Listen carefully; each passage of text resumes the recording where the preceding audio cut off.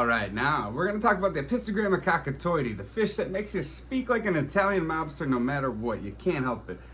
The Apistogramma Cacatuoides. These guys are a dwarf cichlid.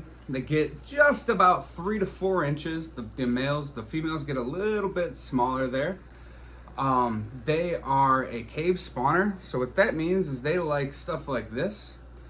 All right, this is actually right out of one of my tanks. It's a little dirty, but this is a coconut cave, right? So you can order these like on Amazon, or you can get them at your local fish store, and you're gonna set this in like your tank, 5 gallon, 10 gallon, whatever size tank you're using to breed these. Most people do it in a 10 to 20 gallon.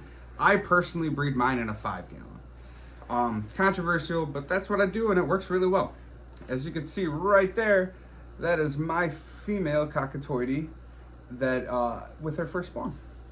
All right, and so say that this is our 10 gallon tank for easy reference, and we would have preferably 2 of these huts, and they would be facing in opposite directions. So the opening is right here. One would face the opening this way, the other opening would face that way, and that way each adult Cacatuoides can claim their own territory, and you want to have these on opposite sides of the tank.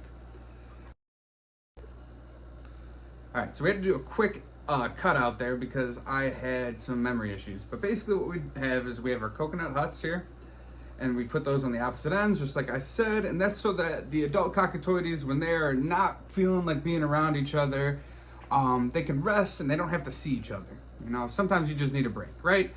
Well, these guys, they need that too. So we have that set up like that. Our base substrate's gonna be a sand or a soft pebble, something. These guys, I would definitely recommend sand over anything. They're sand sifters, so what they'll do is they'll go in the sand, get mouthfuls of it, and you'll see them spit it out. And you can also see it'll come out their gills. And from what I've heard, that's called gill flossing, and it helps them keep their gills clean, kind of like us brushing our teeth. Okay, so when you have your tank set up like that, you're pretty much good to go.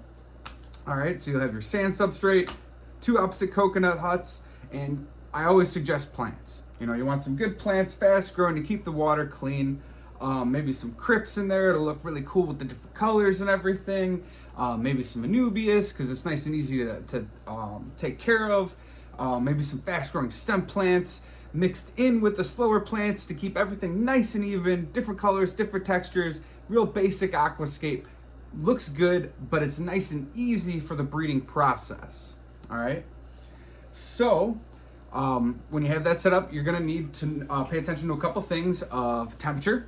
All right, so temperature, you wanna keep these guys in higher temperatures, you know, the high 70s, 79 being probably the lowest, to you know, like 81, 82. I keep mine right at 81. You don't want it at the highest end of the spectrum or the lowest end of the spectrum. I have heard that temperature affects gender ratio in the babies. I've also heard that pH can affect that too. So, you know, I guess temperature-wise, you want to keep it right in the middle there. 80, 81, probably perfect. A pH level is the next thing you need to worry about, and I breed mine in super hard water, 8-ish, 8.2 pH. It's super hard water, but you know, you can go down to the 7s, anywhere 8 to 7s. These guys have been bred a lot in the hobby, and they're more used to regular tap water. So now you know how to set up the tank, you know the water parameters and the temperature. You're gonna need to know what to look for when you put your Apistogramma Cacatuoides in the tank. Okay, so the way I would introduce them is I would let the male in first, let him establish his territory, and then shortly after I would introduce the female. All right, the male will have picked one of his huts, and then he will allow the female to grab the other hut. Then they will both have their own territories. Now there is gonna be some aggression, all right, and these kind of fish, that kind of aggression is normal, but you need to be aware of the levels of aggression that there are. All right, so there's gonna be full-on attacks and flaring. Now that's the stuff that you need to worry about and you need to be paying attention for. Now the stuff you don't need to worry about as much is the tail whipping. Tail whipping from the female is definitely one of the first signs that they're getting ready to spawn. And it's gonna be kind of like, you know, the male will be going around and the female kind of back up and like kind of like, shoo, get away.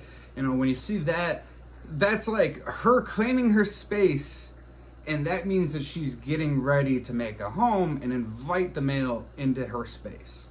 All right, so that's like the best sign. When you see that, you're like, okay, now you need to start watching, because some of the aggression that happens during that time can be a little dangerous. Like I had the female that's right here behind me, actually had gotten a messed up eye at one point, and I didn't want to separate them because it's like, well, they're gonna fight, and it happens. Now there's a certain line where you can put your fish in danger, but you know, it's kind of part of the game. And I think separating them can cause more aggression, because then they're separated, reintroduced, and then like what's going to happen then? They're just going to go through that same phase again. So I say just leave them in the tank, let them work their aggression out. Now, usually at a point, the female will disappear almost, and she'll be basically in her hut 24/7. And at a point, the male will come join her in the hut.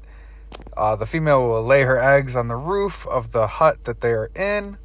And then the male will fertilize the eggs, and then both of them will usually guard the eggs. Sometimes the female kicks the male out, doesn't allow him in. It really depends on per pair. As you can see here, these two are working together. I got really lucky with two good parents. Now, if all goes according to plan, eventually the babies will come out of the hut, and the mom will escort them around the tank, and you get to see them. At this point, they're going to be eating baby brine shrimp or whatever other food you plan on feeding in your tank. They're not really too picky. I've fed tetracolor tropical granules, and I feed baby brine shrimp mainly. Now, like I said, I got really lucky, and my parents tend to raise their fry, but not everybody is so lucky. At this point, they are in danger of being predated by the parents, so some people tend to pull the adults and leave the fry in the tank. Or you can kind of give your adult cacatuoides some time to learn. In the next clip, what you'll see here is the female actually defends the fry. I mean, she's actually positioned herself in between, it's hard to tell, but in between the babies and the male, and she's telling him to get out of there. She's like, nope, don't, you can't mess with these guys, these aren't food. You know, I have noticed, though, in other people's breeding videos as well, that the females eventually will predate the fry as well. You can see that happening right here. Granted, this was one of her earlier spawns. I can't guarantee that she would learn to not predate the fry. During the earliest stages of the fry's life, and when the female and male are first spawning, I don't do any water changes, and I stay as far away from the tank as possible except for feeding. I think that this lowers aggression, lowers anxiety, and keeps everyone just overall happier. Once the fry are at the point you see them in these clips, I think it's a good idea to start changing the water on a normal basis. All right, now we're going to fast forward a couple months here, and at about the 3 to 4 month mark, this is what they're going to look like. They're going to have some solid body size. You'll be able to start seeing some characteristics of male, female, but it's really impossible to tell until closer to the 6 month mark. These guys are going to be putting on some size rather quickly, and it's going to be a joy to watch them grow up. Now, they are going to get more aggressive the larger they get, so the plan is to get them in as big of a tank as I can put them in for now, and then I will probably have to try to sell them as fry just due to size constraints. But they'll reach full size right around 6 months, like I said earlier, and I look forward to seeing that. All right, well, that concludes our Apistogramma Cacatuoides breeding video. I look forward to seeing these guys grow up, and if you guys have any questions, please put those in the comments. If you guys have any pointers, put them in the comments. We'll work together to get better at breeding these guys together. If this video added any value to your breeding, please subscribe. Let me know, guys, and check out this next video. Have a good one.